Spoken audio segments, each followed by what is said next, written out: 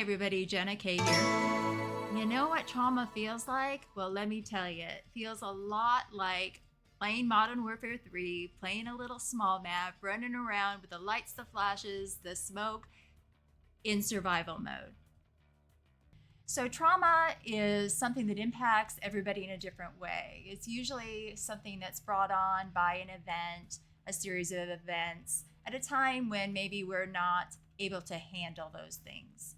So, for me, I had a significant history of trauma to start with, and then I had a series of events that hit me upside the head like a frying pan.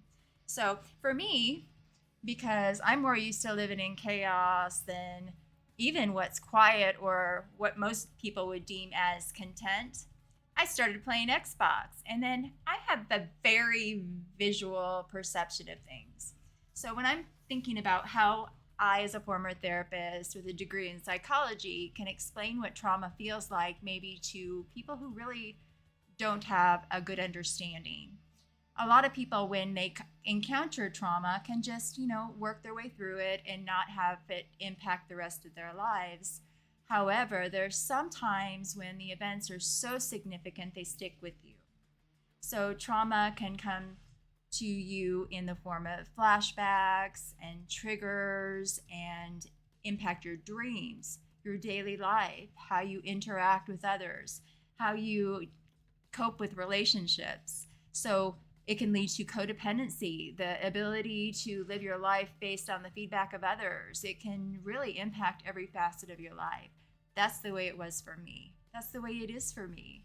So when I started playing Xbox, it really was to have an outlet, to have something to really challenge myself, to learn something I didn't already know that, I like to know the mechanics behind things. I like to know how things work. So I like maps and seeing how things interplay. I don't know a lot of the specifics and I'm not very good, but in those moments, my favorite map, if you play Modern Warfare or any COD maps at all, I like to play Shipment and I like DOS House because it's like fast paced, spinning up. How does it work? Learning the lanes. I don't know much about the weapons. I don't know which ones are better. I sure don't know anything about the attachments, but I like having the focus on something. When I first started playing, it was just that. Okay, don't move, don't run, don't do anything, and don't die. All I wanted to do is just stay alive in the game. However, that's not really the basis, right? I like the small maps because, it does matter how many times you don't do well. You just have to do a little better than you do bad. So the way trauma feels, envision you're in a video game. And in the concept of Modern Warfare, I'm not going to play right now because I'm really that bad and I'm trying to focus. I can't focus when I'm playing. It's like trauma is like when you're running around just trying to survive, trying to stay alive, trying to get by, try not to do the worst at something. That's the way trauma feels. I know when I'm in a crisis cycle, when I am having some significant flashbacks, I have a hard time seeing the forest through the trees. So when you're in a state of fight or flight, which often happens to a lot of us when we have reminders, triggers, and flashbacks, it's hard to get through it. So the crisis cycle is when you're in it and your brain has this mechanism that, tries to keep you safe and minimize risk and harm. When you're in that crisis cycle, for me, I'm going to describe it in a way that some of you will relate. It's like playing a recurrent small map match in Call of Duty or Modern Warfare, where you're just trying to get by, kind of looking around, seeing the lights, the flashes. Sometimes you have fog, sometimes you have smoke, sometimes you get hit with things you're not expecting. That's kind of like it is when you're going through an episode of trauma. Trauma is something that you can learn to manage. So for me, when the match is over, I just kind of let it go, be gone. I don't let it define the rest of my day. But if I have a bunch of bad matches, then I might start to think, oh my gosh, what am I doing wrong? When you have trauma, your first mechanism is to take that on yourself, to try to figure out what your part was in it. What could you have done? What should you have done so the outcome could have changed? But the bad thing is, just in modern warfare, some things that are beyond your control. Sometimes you get a good match, sometimes you don't. But how can you let go?